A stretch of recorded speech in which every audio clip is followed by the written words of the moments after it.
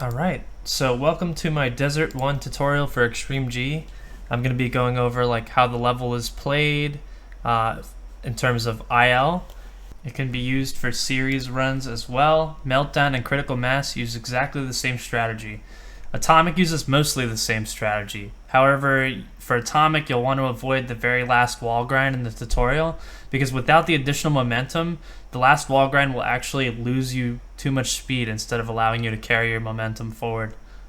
But yeah, let's get started. The first thing I want to mention is that my default control bindings, you can see my inputs here, by the way, during the tutorial, but my default control bindings are set to A for accelerate, and down C for nitro,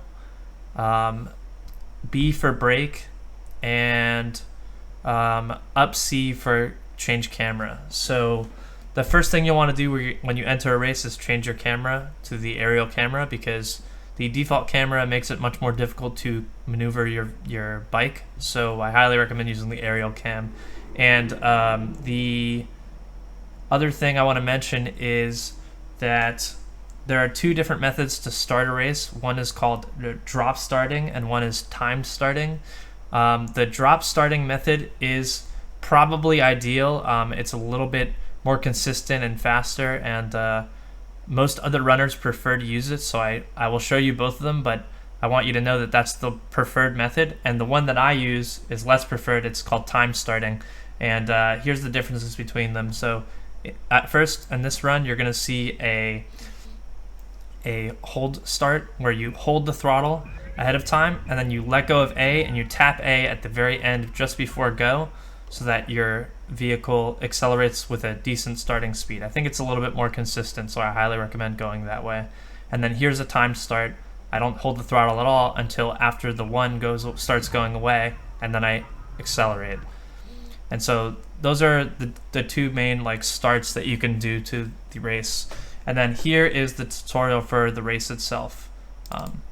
So we start the race, and you have to get a good start here. It's pretty important. Just for every map, you want to get a good start off the line, at least a decent start.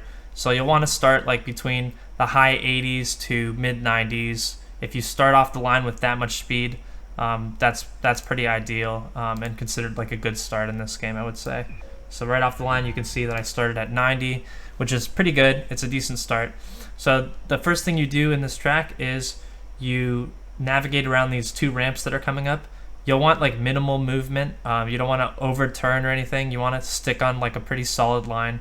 So you just kind of maneuver between the ramps here, like this. Nothing too crazy. I'm not, holding R for slide turn. I just kind of lightly touch my stick and maneuver around the first part. Now the next section is the little hilly section. So in this hilly section, it's important to maintain good control of your bike, and you do that by staying on the ground. And you don't want to let your bike go in the air longer than it has to be. So in this whole section, you can actually stay on the ground if you hold up on the control stick while you're maneuvering through these turns. So here's kind of what it looks like. Yeah, I'm just trying to take it really simple. Turn minimally.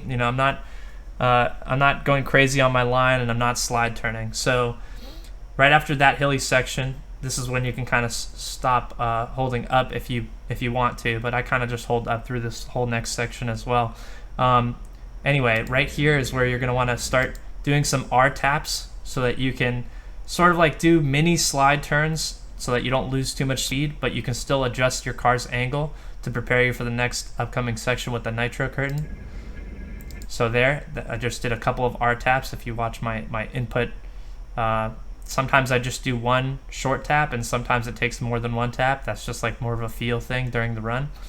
And then over here, there's a set of nitro curtains. There's an initial set, which is just, you want to just ease your way into it, and you'll want to cut the control stick pretty hard.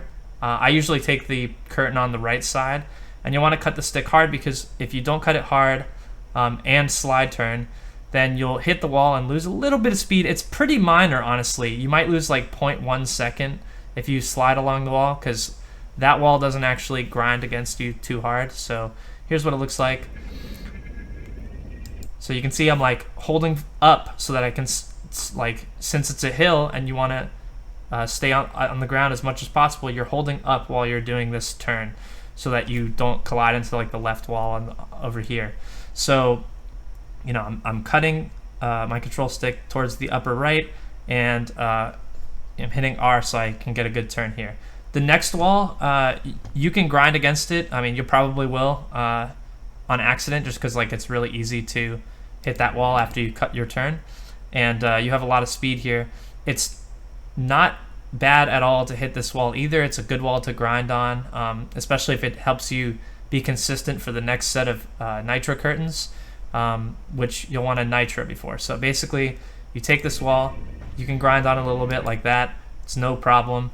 And then right after you leave the wall, you'll want to start R turning so that you can get prepared and lined up with this next set of nitro curtains here.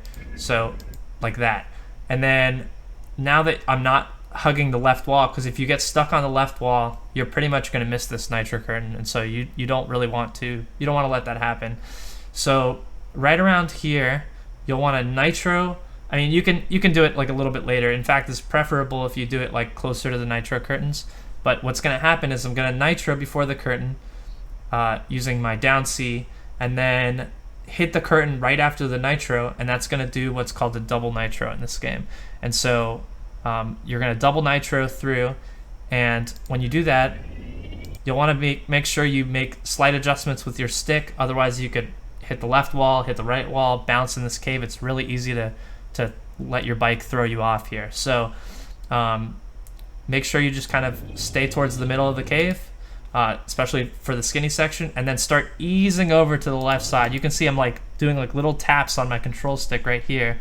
And then towards like this red line, you can start grinding into the wall here. And you, like I said, you want to smoothly kind of touch the wall. You don't want to like bounce into it because you'll lose speed. You kind of just ease your way in, and then when you're touching the wall, you want to press against it, press left, so that you can do a wall grind without losing speed. Because in this game, in Extreme G, the places where you wall grind, certain walls and stuff, you'll kind of learn them as the tutorials come out. But you'll want to stay along that wall, and you want to press kind of like perpendicular to the wall in order to kind of stick to it and not lose speed. So you grind this, and then right here, towards the end of your grind, you want to start like holding up on your control stick so that you don't take flight. In fact, you can probably hold up during the grind a little bit, and that'll help you kind of stay grounded. But yeah, you want to like hold up like as hard as you can, because you want minimal airtime to no airtime. Because if you get any airtime, you'll smack into this wall or this wall, and this section is really tough. So you get grounded basically, land like right around here, and then you can see that you're like kind of in line with to hit this left wall. That's actually okay. That's kind of what you want. So right after you land, you better be prepared to like slightly adjust your angle to the right so that you can turn into like this clean section here. So that's kind of what I did, and you can kind of see that that section goes by really fast, but that's kind of what you want. And so you might take your bike might take flight again. Let's stay in the air. It's like important to hold up for that reason, like during the whole thing.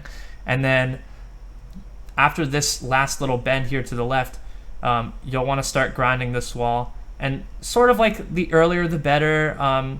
You want to preserve your speed from the nitro, and you know, the more speed you have when you start the grind, the better it is, as long as you don't bonk into the wall. You kind of want to ease into every grind you do in this game. So here, I'm going to ease into the grind on the right side, and then when I'm touching the wall, I'm holding perpendicular to the wall to get the grind down.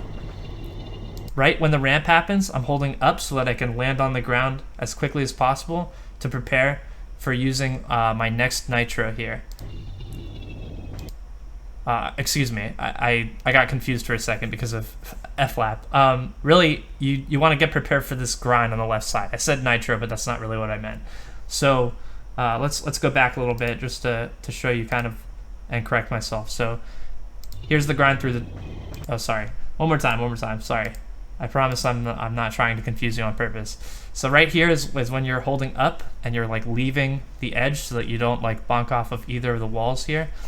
And you land, and now you're getting prepared to smoothly grind along this wall. So you want to like kind of ease your way over and then kind of touch the wall and hold perpendicular. And then right there is kind of where you want to exit the wall. And during this last section, you just want to use some simple R taps to start turning to the right side. And then boom, that's the lap. And that lap is a really good lap one. It's a low 35. That's like, I would say like on ILs, you just want to target like 35s for lap one. That's like really, really, really good if you can consistently nail some 35s. 36 is kind of like not too great, but you know, it's still actually solid, especially if you're doing like a series run. And for the other two laps, lap 2 and lap 3, they have the exact same strategy as the first lap, but you'll be gaining time back because you're entering the lap with like 2 to 300 or 290 to 300, excuse me, speed. And so you do the same strategy. You start going between the ramps into the bumpy section. You're holding up. You know, you cut into the nitro curtains. You get your double nitro, and then you grind across the map. And you know, you have the same strategy, but you'll gain like roughly like 2.5-ish seconds back for your second and third laps. Because of all the speed that you come in with on this track. Some other tracks, like you'll gain like 1.8 seconds. Some you'll gain like more if if it's a track that you start with a lot of speed on the line for, which this one is because you're kind of still carrying a lot of speed from your last grind and turns if you did it right. So yeah, that's the desert tutorial. I hope you enjoyed it, and let me know if you guys need anything else, or if you have any additional suggestions or ideas for what you want as far as tutorials. Have a good one.